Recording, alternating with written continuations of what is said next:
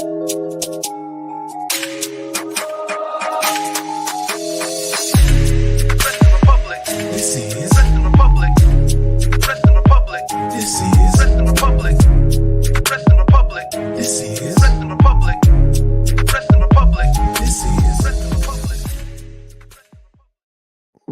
going on, everybody? We're back once again with another edition of Wrestling Republic's daily broadcast. It is Tuesday, November 7th, fresh off daylight savings and fresh off of another edition of Monday Night Raw, as well as a premium live event, as we're calling them these days. Believe it or not, Crown Jewel over in Saudi Arabia. We're going to get into all of it today. But first, let me introduce my esteemed panel. Up first, head of hosting Take It to the Table. And I'm not biffing it this time, Chaos, unlike last time I had you on. It's RC Tuesday. Let's get going, Chaos. What's up? What's up, everybody? Happy Tuesday. You know what that means. And yeah, good lad, good intro. You recovered this time, so yeah, glad you learned from that. But yeah, we're here to talk about WWE Raw. As you can see, I'm currently wearing my CM Punk t-shirt right now because there was a couple CM Punk chants last night. So that's pretty much done and confirmed. We're going to see him at Survivor Series. No, we're not. I don't know if we're going to see him at Survivor Series. But anyway, we are here. We are live. Let's get straight to it, shall we? Absolutely. I was going to say that's a big call, but I did recognize this damn Punk chance myself too. That's classic. Up next, though, in the words of the great Harry Carey, let's play two. We're doing two shows today, all the way from the DMV. Shad, how are you? I'm doing good. Man. I feel like I ain't been on the pod in a while for some reason. It's only been Thursday, I believe, but I'm doing good, man. It's another week. Got to watch Monday Night Raw last night, and yeah, I got some words to say about it. Is it good? Is it bad? You just have to wait and see. Keep watching. Absolutely. Let's get right into Raw last night. Speaking of Shad, right? Let's talk about the War Games build. I'm interested. We saw the picture of Cody Rhodes' face. Makes a lot of sense. Amazing graphic, by the way. Amazing graphic. Makes a ton of sense. And then we saw the Seth Rollins and Sami Zayn promo, as well as the match. What are we doing here, War Games wise, guys? I'm going to start with you, Shad, and then I'm tossing to you, Chaos. What do you think is the direction as far as the War Games build is concerned? I mean, the build has kind of been continuous for a while. We knew that it's Judgment Day versus everybody. Judgment Day have been kind of putting their foot down with everything that deals with Monday Night Raw within all different title pictures and whatnot.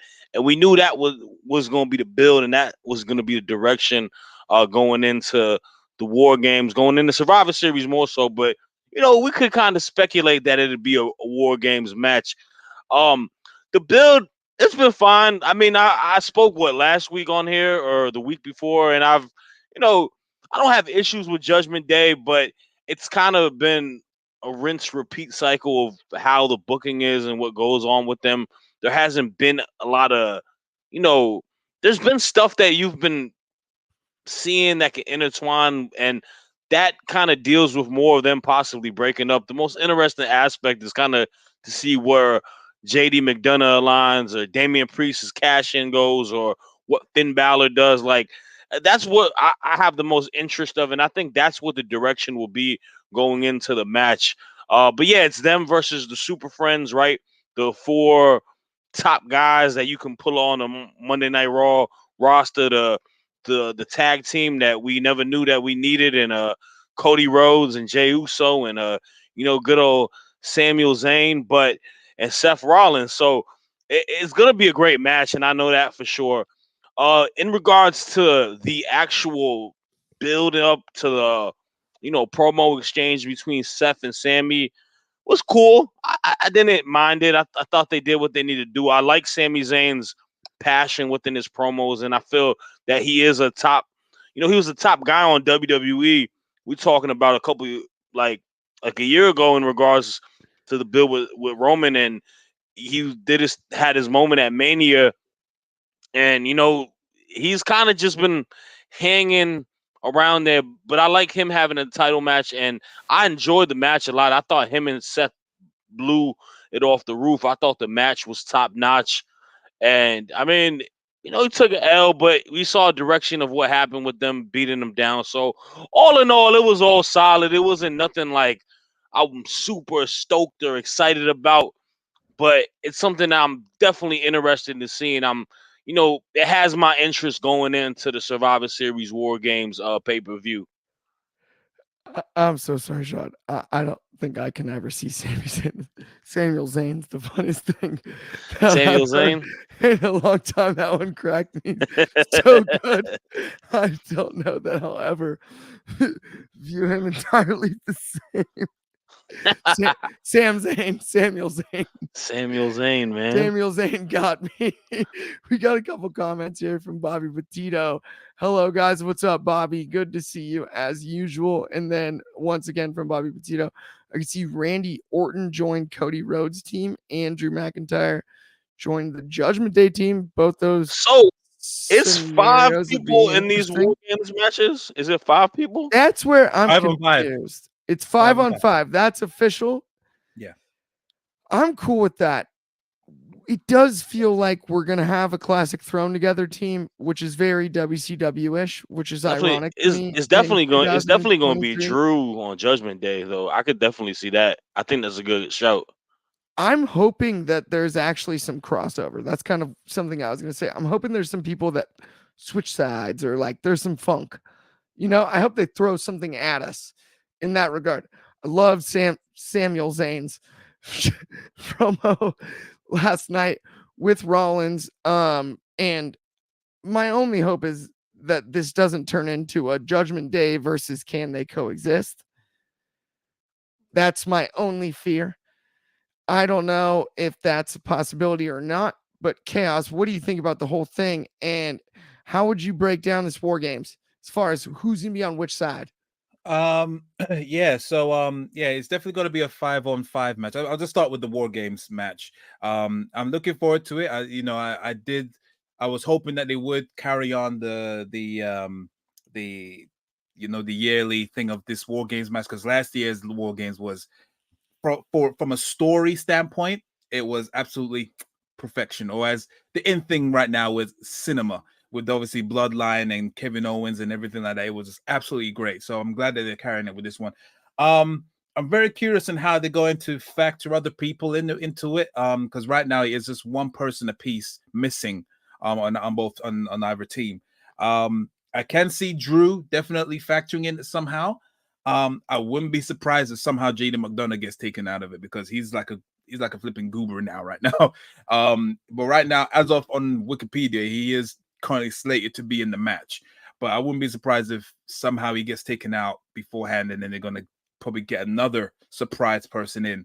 Because you got to wonder, like, obviously they had that little temporary agreement with Bloodline, and I said, I'm pretty sure Ben's probably going to say, "Oh, I said it as well," but I thought it definitely was going to lead up to the Bloodline and Judgment Day going against Team WWE, with Cody, Sammy, Kevin Owens, all that kind of people, for the War Games match. So surely, because right now that's just kind of gone quiet all of a sudden. Like, what was that? What was the whole point of that at the end of the day? So yeah, I do see Drew. I don't know who could. It's got to be someone major.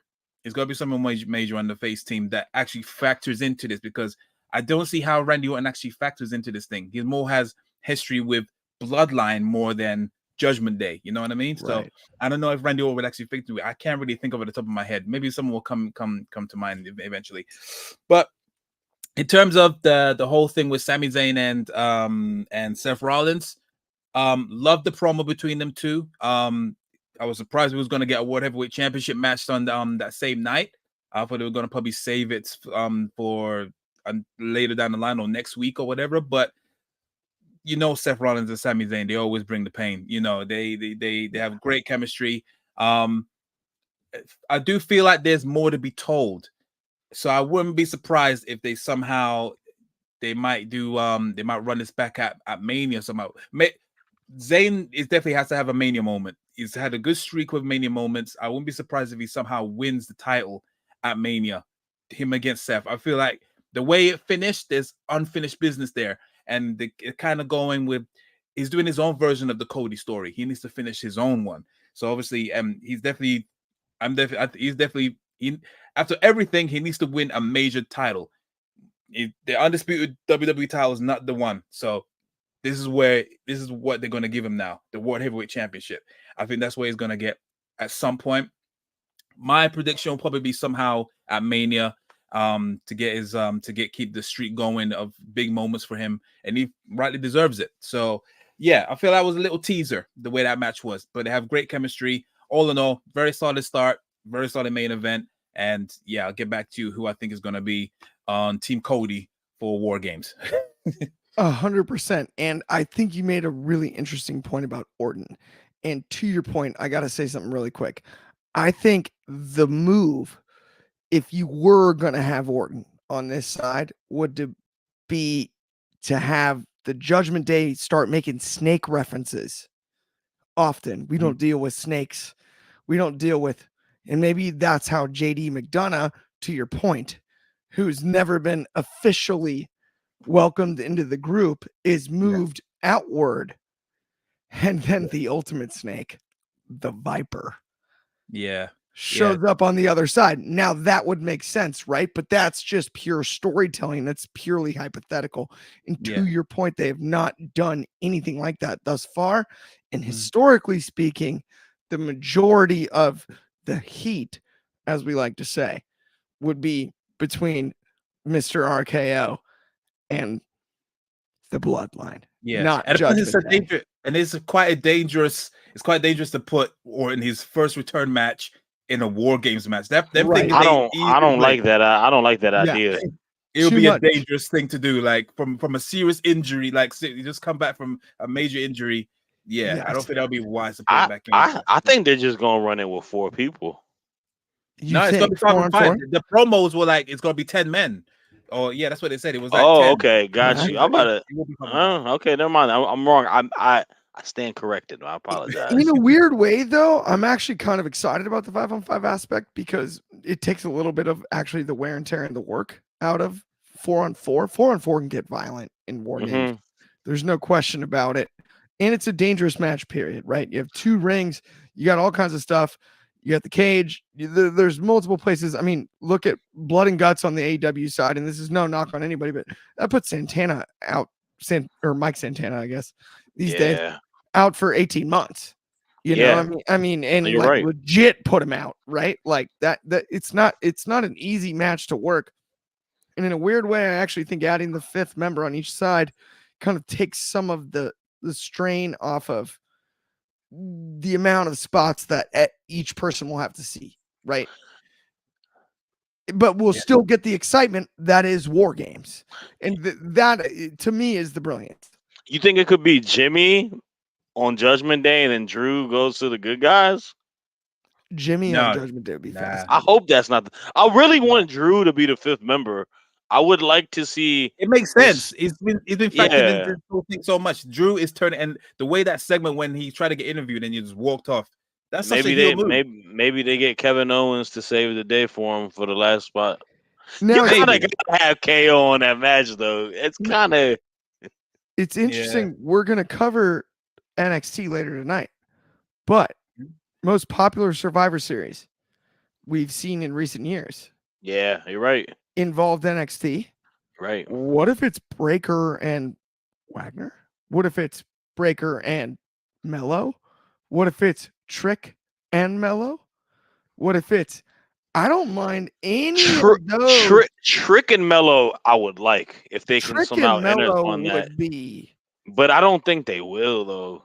It doesn't make sense. Storyline is just random. Storyline it doesn't tie to the Judgment Day. It's random, but I'm just saying, generally speaking, adding I mean, if you're going off the WCW style, right, where it was, I mean, you look at those initial ones and it's a lot of throw together until you get Yeah. the NWO. Yeah, you're right. Right? Until you get the NWO, it's just a lot of like, look at these 5 that you don't like against these 5 that you do. That you do like, yeah. That's kind of what it feels like with the. I'm calling it. They're the Wonder Friends, bro. It's all the top good guys. Like, yeah. but I'm you kind know, of with you on that. It's too Justice League-y. I don't want to like him either. And yeah. that's why I'm so critical of Cody Rhodes. See, you guys knock me all the The Joss time. For Whedon it, version, not the Zack and I've Snyder got a version. point. Why does he get his own team? What do you guys want to talk about? I'm kidding.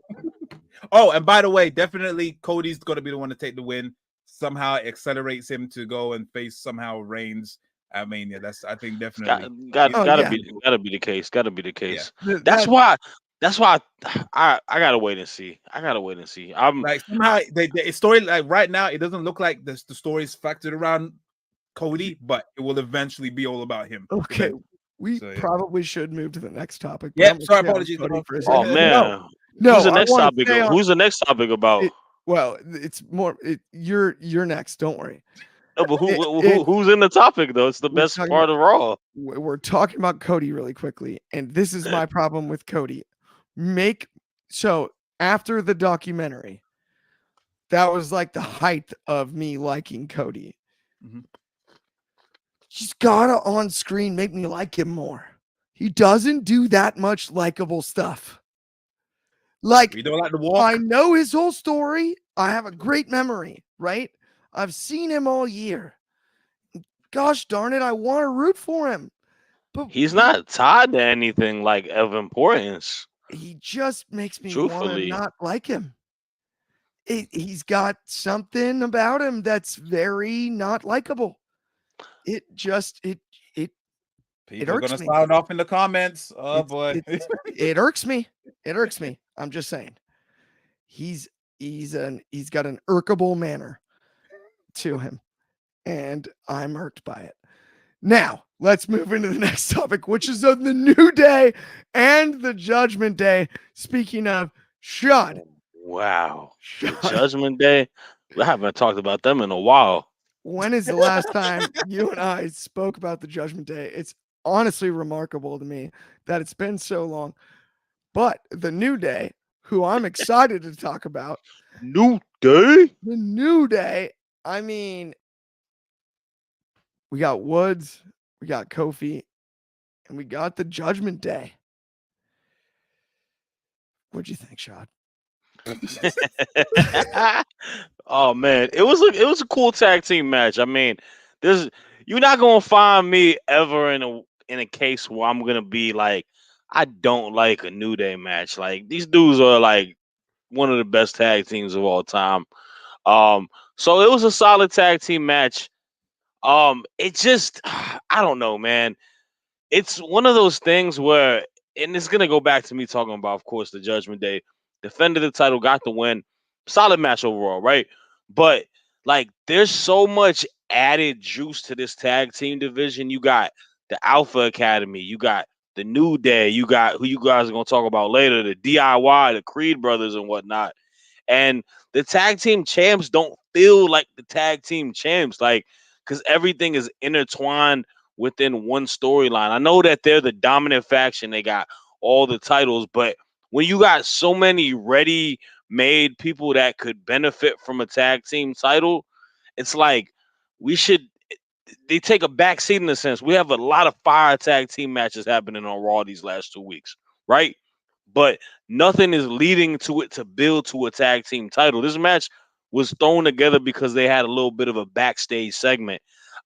Which I'm cool with. I'm always down for storylines and whatnot, but that's just a very 15 minutes of fame kind of backstage segment to build up to the match.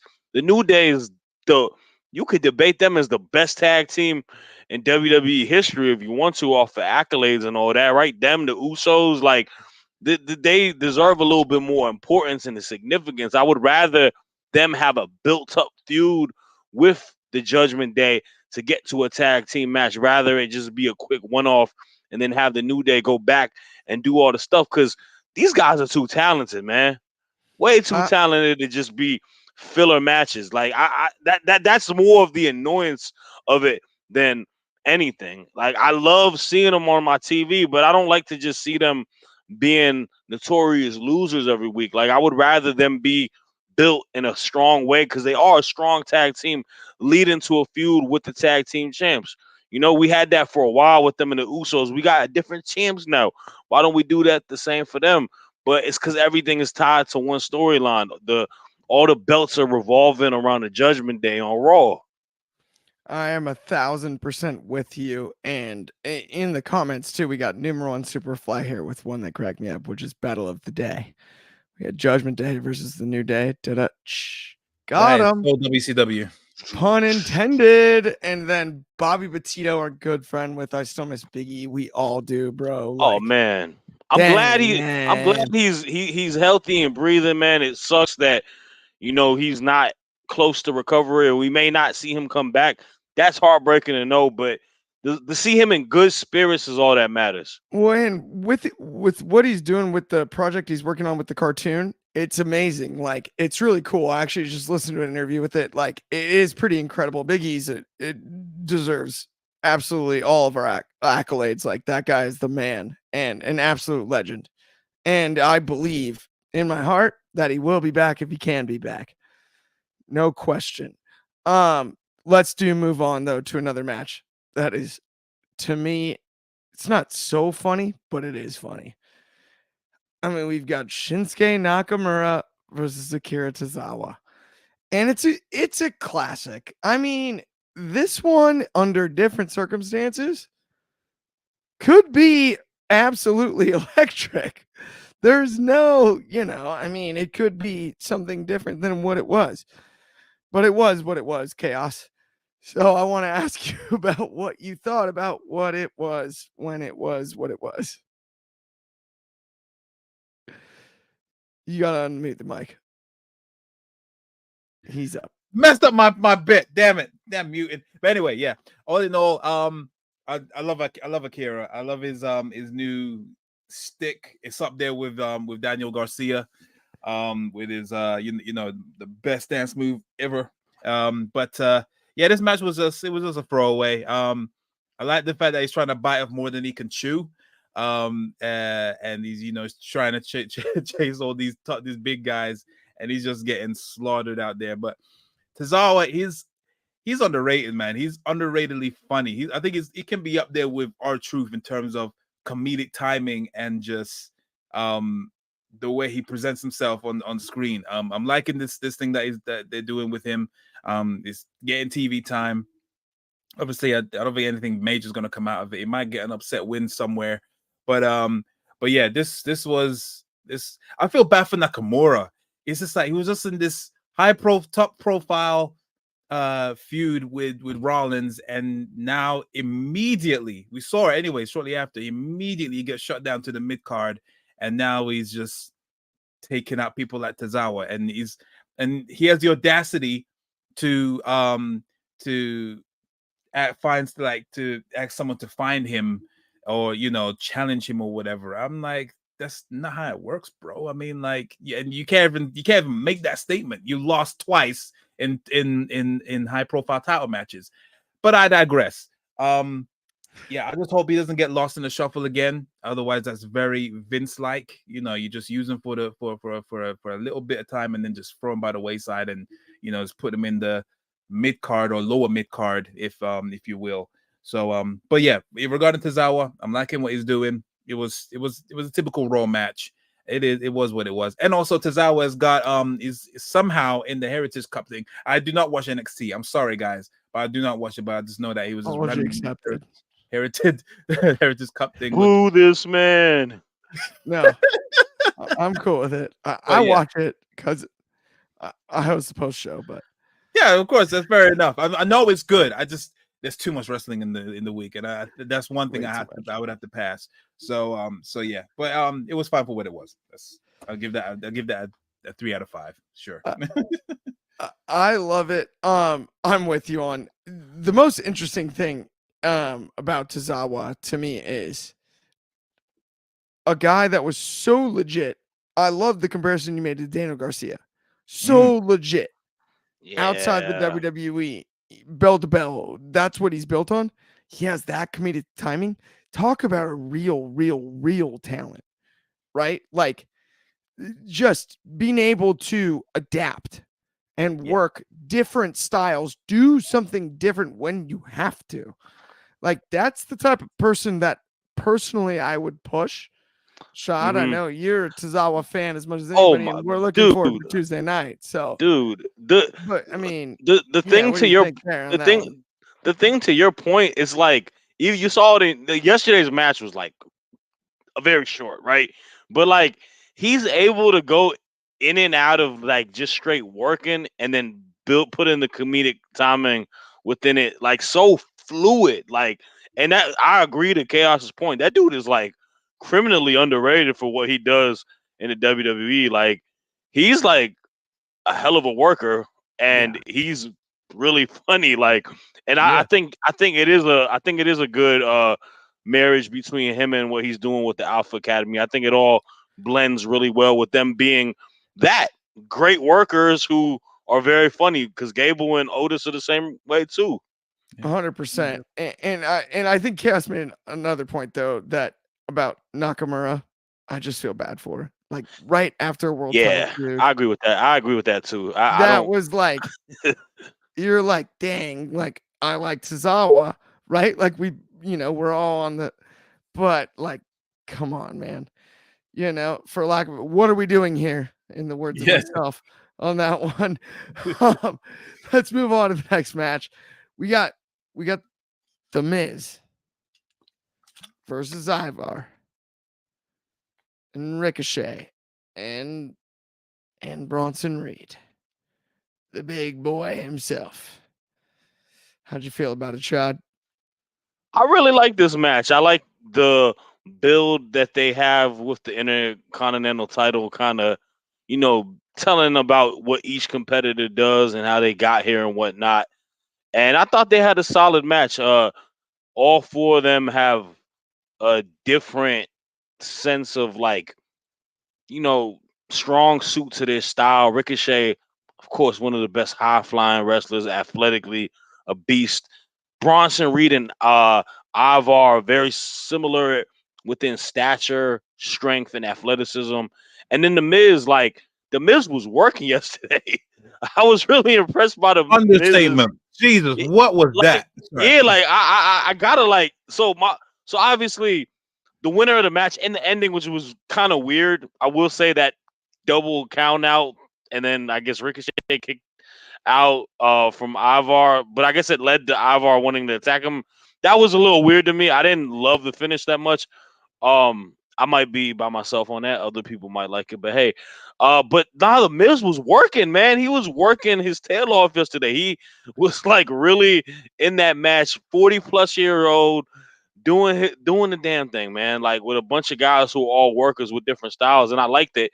And I didn't get to talk about it on here. I think last week. But I'm invested and I'm intrigued into Gunther versus the Miz. I think it's a very good story that you're able to tell. You're taking the Miz out of this regular cheeky dumb heel stuff that he does, and you're making him representative for what he's done and what he's accomplished. He's one of the most renowned intercontinental champions, and he's a vet in this business, and he's going up to bat versus the guy who's held that IC title for the longest reign.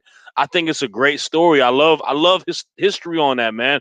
And that's a good way to use the Miz, and that's a good way to bring legitimacy because that's what Gunther is. He's the ring general. He's Yep. about keeping the mat the sacred and all that. I love it. So I was Turnaround. happy to, yeah, I was very happy about the Miz winning, and I think this. I see this mid card title they got. I think they have a lot of interchangeable people today that they can put within positions of feuds matches, and I think it's in a healthy place. Yeah, Shot. I can't lie to you. I have to actually make an admission. I've watched enough Miz and Misses. I want to root for the Miz against Gunther, like desperately. Like I want it so bad. I, He's a I do good too. guy. I do too. The Miz actually makes you. Well, I don't know if I want him to beat Gunther, but I can Dude, see where you're coming from on that. Did you see when he wanted to put the golf simulator in the guest room and instead made it a nursery? Oh man, Nicest daddest man on the planet there. I mean, what a sweetheart, dude. He had the whole golf simulator thing set up. Staged or not, I'm just saying, I want to root for the guy. He's got more balls than me because I would not be sacrificing that for my. For like, you I'd better be putting the golf. I learn to play golf myself you too. learn to play golf. No, I'm just saying. I mean, it's crazy. He literally put a whole nursery in. Like, huge shout out to Miz. He did put in that work. He was pulling out moves. I've never even Cole was like, where is this Miz been? It was absolutely amazing. Sincerely, was the general of the ring in the weirdest way possible. Sorry. Yeah. No. Yeah. But I just wanted to say, like, I just want to ask you, do you feel like that ending was a bit of a botch? Because it looked like, I don't know if Ricochet got knocked for 6 and he was meant to kick out, but yeah, it was a very weird, like, obviously Cole was trying to sell it saying it was a double. I think it was meant to be a double pin, I think, but then Ricochet kicked out because Cole was shot, like, saying they both got pinned, and it wasn't until Barrett was like saying, I was just focusing on Miz, and then eventually just this awkward announcement with that the Miz won. So I just want to know, did you that is exactly, I think it was supposed to be a double pin, because I think their match next week is supposed to be a #1 contender for the IC title. Yeah. That would make sense. Now that I think that they saved it though, because obviously Ivar attacked Miz, and then next week it is going to be the Miz against Ivar, just because of that. I think that's how they saved it. But I think you're right. I think that was definitely meant to be a double pin. Ricochet must have got loopy and he kicked out for some reason, and then that's how they saved it. Because even at the end, when the Miz was celebrating, you see the ref was mouthing something to the Miz, and he was just like, "What's happening now?" And then that's when Ivar attacked him, because it didn't really make sense for Ivar to really attack the Miz. So yeah, I think that's how it done. Absolutely, and we got a few comments here too. Like Numero on Superfly is backing us up here. Ending wasn't supposed to happen. Ricochet for sure. Yeah. And then Bobby Petito said, "I thought that Ivar was going to win the match to wrestle against Gunther. That would have been interesting as well." I hope we get that match, because I said it a couple weeks ago with y'all. That man's going to benefit a lot as an individual solo superstar. He's hella talented.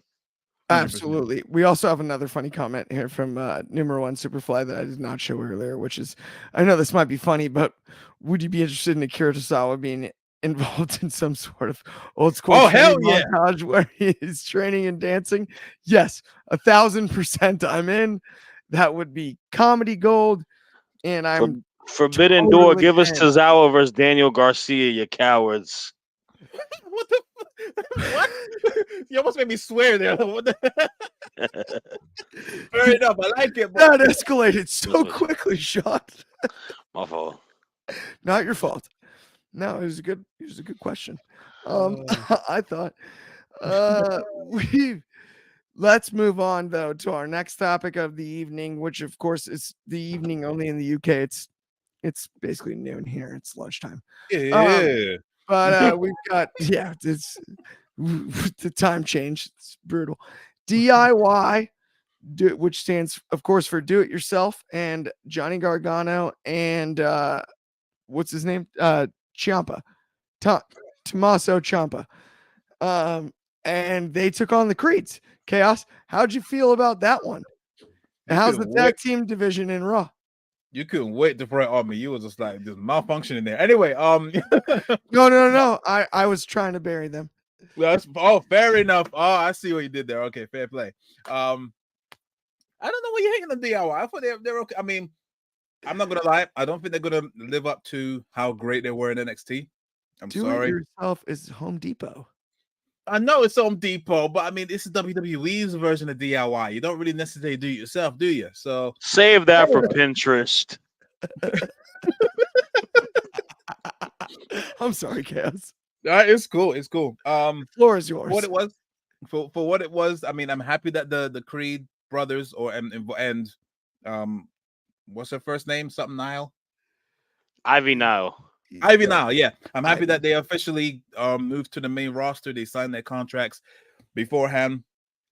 And I thought that I was kind of worried because both teams can't really lose. Like right now, obviously, you just reunited DIY and then the Creed brothers after that great match last week. You can't really make them lose to like people that someone that's just reunited. So the way they got around it was fairly smart. They got the W thanks to interference by Ludwig Kaiser. And so obviously that's gonna be they're gonna relive what their matches back in NXT Imperium versus DIY. If they somehow relive that magic that they had in NXT, that'd be awesome. But this is the main roster, so I don't think it's gonna have that same magic or that same oomph that was back in that we saw back in NXT. But I'm here for it. It should be fun. I assume they're gonna run that Survivor Series War Games. But yeah, I'm happy that they got the win. The Creed brothers are officially on Raw, and yeah, it was fine for what it was. It was short, compact, fine. That's what it was. That's what I can say, really. Yep. We'll see where it goes from there. I do feel like the Creed brothers within the year, they're going to win the tag team titles. But by the way, to be clear, you are aware that Julius attended Duke University, so. Oh, I knew that. You don't yeah. like him. So yeah, of course I knew that. Sorry, guys, but I don't like Duke. Never have. Oh. Can't stand him. We got a Bobby Petito on the other hand is a fan of. It's great that the Creed brothers are officially signed to Raw. And I couldn't Ivy agree Nile. more. Stoked for Ivy Nile as well as Brutus, but Julius, damn man, Duke is this the guy, worst. man. Duke Where did Brutus go? Brutus is the man. No, where did he go? For him and Ivy, but where did he go to school? Not Duke. Okay, all right, cool. Next topic, man. Next topic. Yeah, next topic. God damn. Final topic of the evening, guys. Let's get into it. Let's talk about the Women's Battle Royal. Yay. Woo! Yeah. It's the Women's Battle Royal. It was the Women's Battle Royal. And Shad, I'm gonna toss it to you. Hey, you ain't I look, hey man. I enjoyed it actually. Couple things I liked. The things that I enjoyed, right? One, I think the signing of Ivy Nile was dope. I think she is a like little pit bull. Like her whole look and demeanor is really captivating for the main roster. She got an aura to her off of that alone. And I like that they made her look very strong in this battle royal for the fans to debut, to see her debut. I like that you got to showcase her strength, her, pressing one of the tag team was like Casey Catanzaro and throwing her off, her attempting to do a move on Nia Jax. Like all of that was strong. Her being at the end of the battle royal within itself, I think that was a solid debut. I like, of course, the GOAT Becky Lynch and Xia Li continuing their feud. I like how they were kind of able to write them off within it and extend that. I didn't think Becky Lynch was going to win the Battle Royal because you save her and Rhea for Mania, whatever it may be, Royal Rumble. I don't think Survivor Series in a couple weeks would have been the call to go. So I thought that was cool. I think it's still dope that Becky's doing a thing, giving a lot of the newer people some shine, being able to have some programs with her. And I like the winner and I like the ending. I like it be going at the end between Shayna Baszler and Zoe Stark. I like how they were able to have that back and forth at the end outside the ropes. And I'm happy for Zoe Stark, man. I didn't get to talk about the Crown Jewel event, but I think Zoe Stark looked the sharpest in that women's match, 5-way match, and I really want to see her and Rhea have a one-on-one match. So I'm super stoked for. I'm glad that they're gonna have that title match at the not elimination chamber, at Survivor Series, and I think it's gonna be a banger, man. So all in all, good. I know it's a lot to digest. There's a lot of people in it, but it's good, man. We got to give women's wrestlers some time. So salute to it. I hear you, and I enjoyed the match, and I thought the right person won. Zoe Stark deserved it. I think Zoe Stark's been excellent for a long time. She's shown not only an ability to perform in the ring, but also, like we kind of joked about earlier, like Tozawa adapting. Oh, to his, and the Nikki Cross thing too. and then we got these comments too. Yeah, let's get into the comments really quick. Then it's also chaos. But number one, Superflyer, good friend with. Not gonna lie, I thought Nikki Cross was gonna win for a moment, and wins by doing absolutely nothing, where everyone eliminates each other and leaves her alone. Thank goodness they didn't do that. It was great to see Bobby Petito. It was great to see Ivy Nile in the match. I'd be interested to see her against Rhea Ripley. That'd be awesome. And then Josh Markowitz, give that man the belt. I believe he's actually referring to you, Shad. But Chaos, how'd you feel about the Women's Battle Royal and the Zoe Stark victory? I'm happy that that someone of significant threat won the battle royal. I like Zoe Stark. I've always liked her, during NXT, and her run on the main roster has been so far decent. She's mixing in with all the important people in the women's division. So yeah, and she did put in a huge a big shift during the Crown Jewel match. But yeah, this stuff with Nikki Cross, what we're doing here? Like as Clark said, what we're doing here, guys. Like it does it doesn't. I don't know what is their end game. It's hilarious, but it's also cringe at the same time. It like all she does is just hide in corners and just sitting and just rocking with her wet hair and just in the background doing absolutely squat. Is this a weird way of somehow reuniting sanity? I don't know, but it's which probably is less likely going to happen. But I'm just saying, like, what is the end game? What is your like? If someone came into work, I would be losing my head if I was Adam Pearce. I'm giving you this opportunity right now to possibly become number one contender in for the women's championship, and you do your entrance, everything. You don't even get an entrance; you get a jobber's entrance. You're there in the middle. Don't do squat, and you literally throw it away by getting eliminated practically first, and you're just still there comatose. I would release you on the spot. You do not deserve to be here. What are you doing? So I'm very curious to see how they're gonna sign off on this, because it really feels like she's heading to the exit door. That's what it feels like. It doesn't look good. But anyway, the match itself was fine. For most part, it was in the background for me because there was a lot of goobers in there. But they handled the Nia Jax situation well. Raquel Rodriguez getting some eliminations as well. The stuff with Piper and Chelsea Green, loved that. That was fine. And I love the little interaction between Zoe Stark and Shayna Baszler at the end. Shayna was like, "Is that all you got?" Beep. And then she just DDT'd her right on the hard apron, right out. So yeah, she's got my respect. Very curious to see how that match is going to be at Survivor Series, because I do think it's going to be great.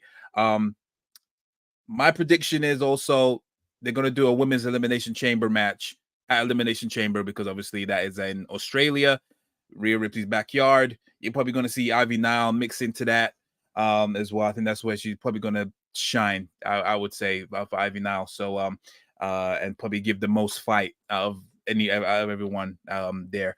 But I'm jumping ahead of the curve anyway. Either way, right person won. Decent match. Sort out Nikki Cross. That's all I gotta say. I am so with you on the Nikki Cross thing. It's fascinating. This is worse than the superheroes. But even more brilliant, though, what you said about Elimination Chamber. And yes, it's deep in the future, but you're spot on there. You look at somebody like Shayna Baszler, who dominated Elimination Chamber, and it's in Saudi Arabia. It's in Australia. I'm just used to saying it. Crown Jewels this week. Give me a break there. Yeah. Australia. And so you have Ripley, the ultimate, the object that can't be moved.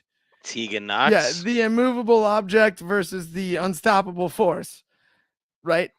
And you have Tegan Knox on top of that. You can fill that match with. That is going to be a beautiful, beautiful, beautiful thing to see. The women's elimination chamber, I think, it has to be the main event in Australia. Yeah, it's like the Volkanovski fight in Australia, right? It's the equivalent, but in WWE terms. But with that, that brings us to the end of the show. Thank you everyone for tuning in. Please keep doing so. That's sweet of everyone that does watch us. And thumbs up and a subscribe is awesome.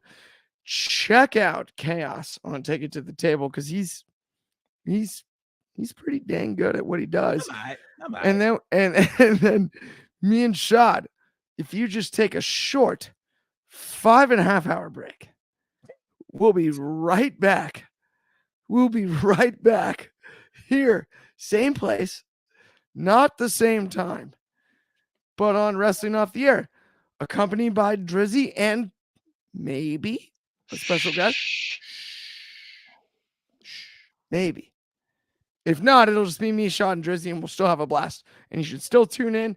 And either way, thanks everybody for tuning in today, and we'll talk to you guys tomorrow. Same time, same place. Have a good time. Peace.